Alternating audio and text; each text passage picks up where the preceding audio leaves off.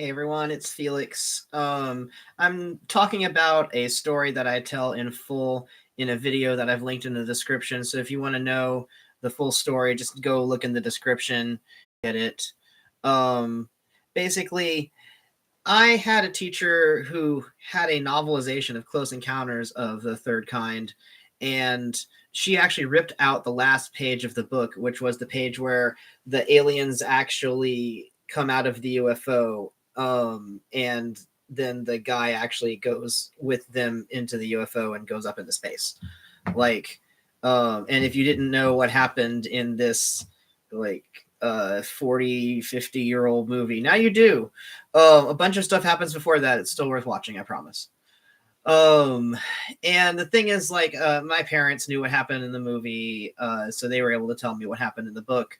But it was always weird to me that the page was gone, and that the teacher obviously knew the page was gone, and actually didn't like the fact that I put in a page to replace it saying what happened in the story, because I was just bothered that the book didn't have the last page in it, and anybody who read it wouldn't know what actually happened at the end. It just bothered me on a certain level.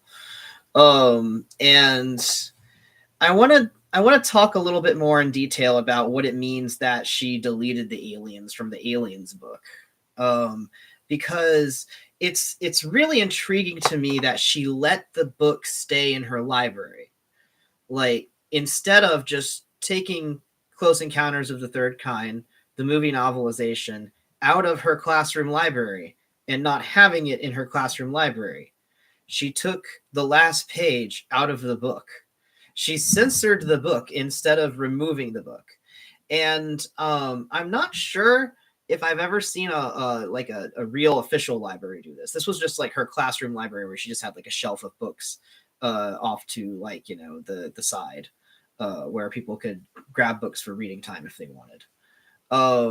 The thing about Close Encounters of the Third Kind is that it's entirely about aliens and UFOs. I cannot stress just how much, like, a close encounter of the third kind is literally the term for an encounter with an alien, where you meet the alien face to face and you physically, like, can poke them or whatever, like you shake hands or whatever.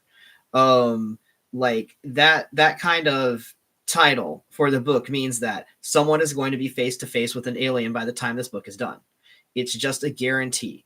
And also, it's very obvious that Close Encounters of the Third Kind is about aliens.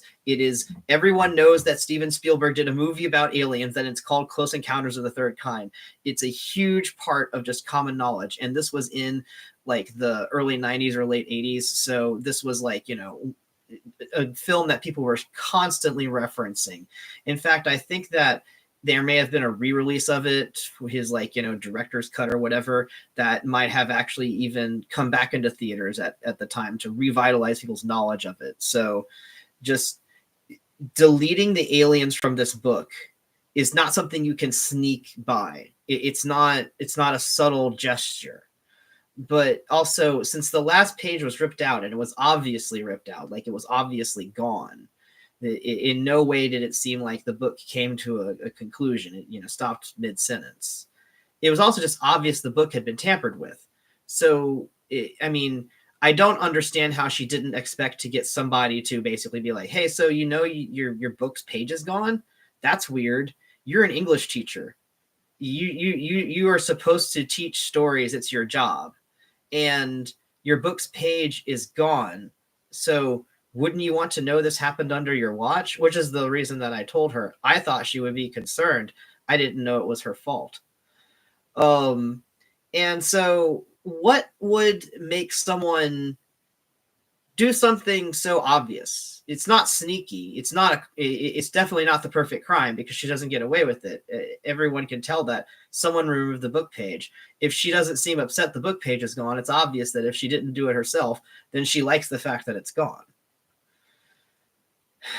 And I want to talk about this idea that someone can have their cake and eat it too. Like, they want to have Close Encounters of the Third Kind.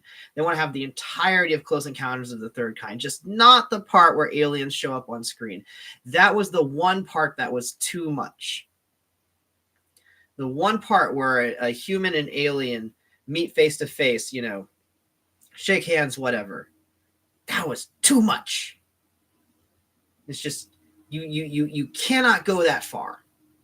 And going that far was just like the one part. Everything else was fine.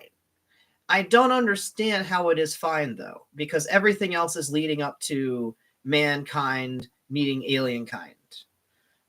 Everything else is in service of the final moment where human alien meet up. High five. High five.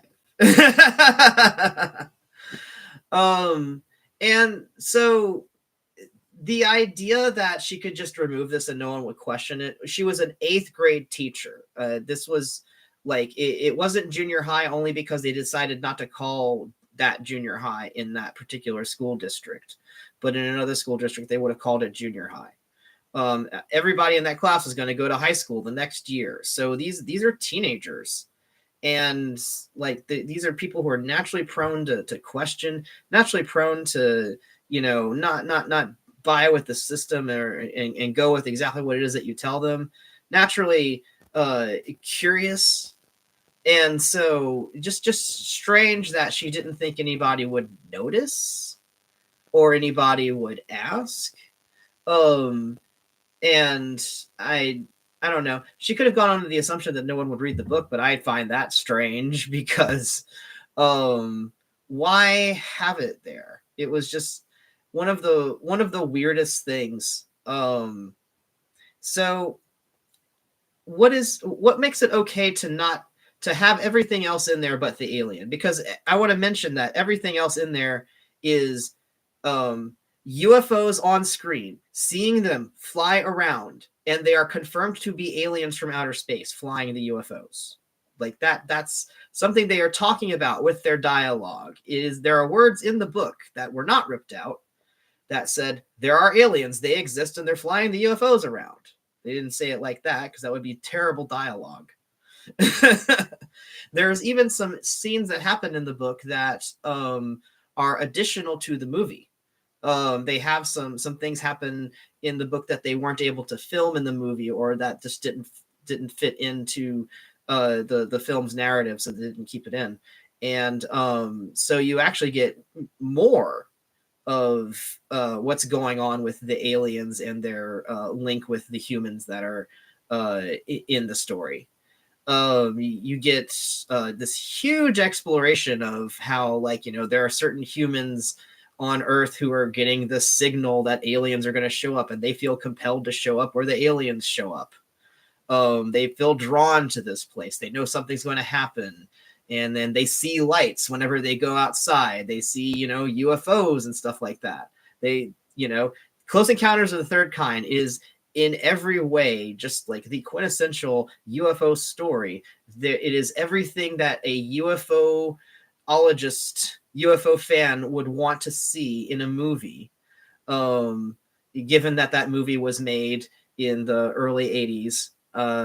And that's going to be the limit of some of your special effects, but dang, they look good. So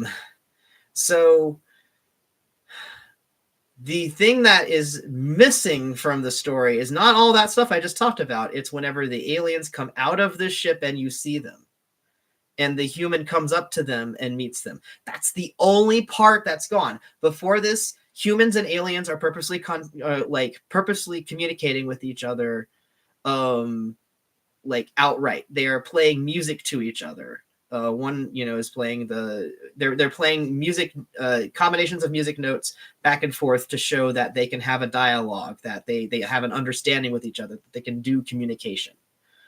And so that's already established, and that wasn't ripped out of the book either. I guess when it comes to this lady's real life, what does she delete? What's too much for her in her day-to-day life? What was too much for her about this book that's also too much for her in her beliefs of how the world is or should be?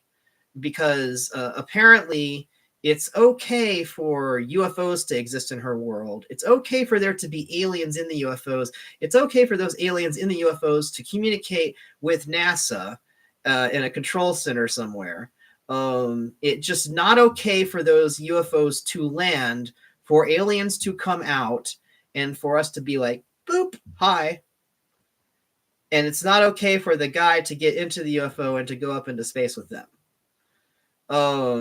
That's not that part's not okay, and it can't happen. And what I'm trying to figure out is it because she thinks it's wrong for that to happen? Is it because she thinks it can't happen, as in it's not actually possible, and so it's wrong to show this to these students because then it would be teaching them the wrong thing? Or does it go against some kind of religious concept she has? Which, by the way, I really don't know which religious concept it goes against, that there are aliens, they could land on Earth and we could talk to them. And maybe we could go with them to in their UFO somewhere. I don't know which religion that goes against, but it's like I'd rather, I do know that this is something that certain religions don't like, but I don't really know the exact precept it's violating.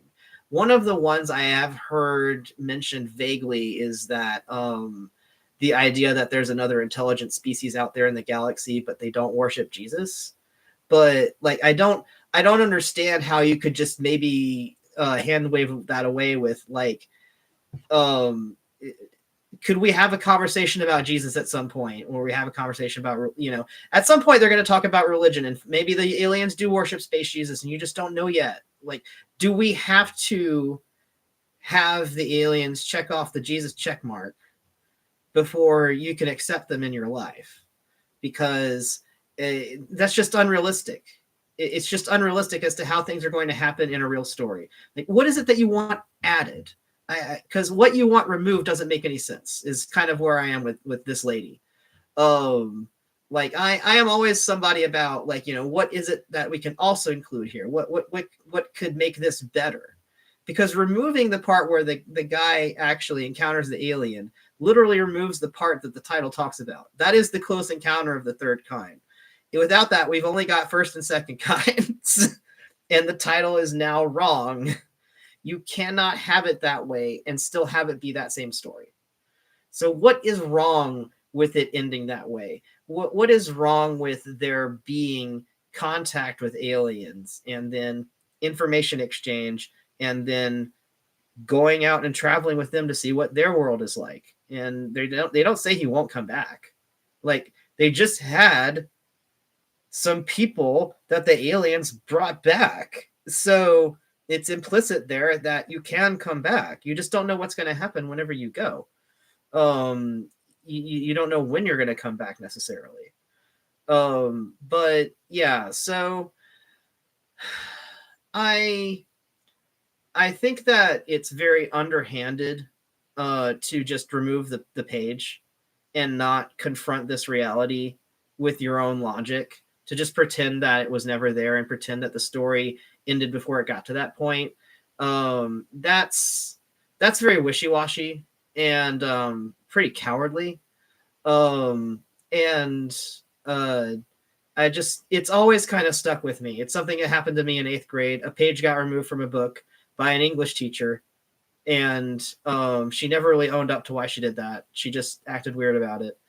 And because it was like, about aliens, I've always wondered, it's like, what is your belief about aliens that this slightly tread on, but you still wanted the book in there?